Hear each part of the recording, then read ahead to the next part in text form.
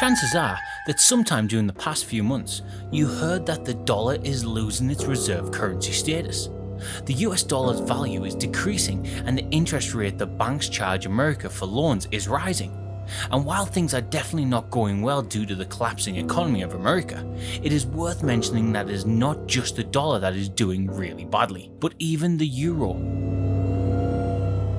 Indeed, with the inflation currently rampant in the Eurozone, coupled with the conflict between Russia and Ukraine, we are on the verge of a very deep recession for European economies. Needless to say, Russia has a major role to play in how things will progress in this regard, economically speaking. If Russia ends up completely cutting off the natural gas supply to Europe, things will be unimaginably bad for European countries. It is already evident that energy prices in Europe have soared drastic levels, so one can only try to imagine how much worse the situation would be if Russia makes such a decision. So, with all that is going on, it is no surprise that Europe is falling at a steady pace.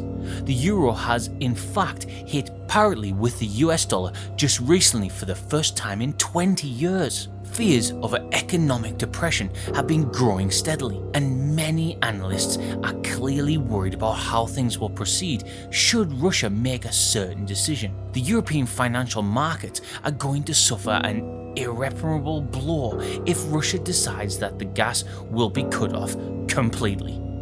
Authorities in Germany, for instance, are already planning that sports arenas and exhibition halls might need to be used to offer shelter for citizens who in the winter might not be able to afford the high energy costs that will be imposed. And things are practically just as bad in America.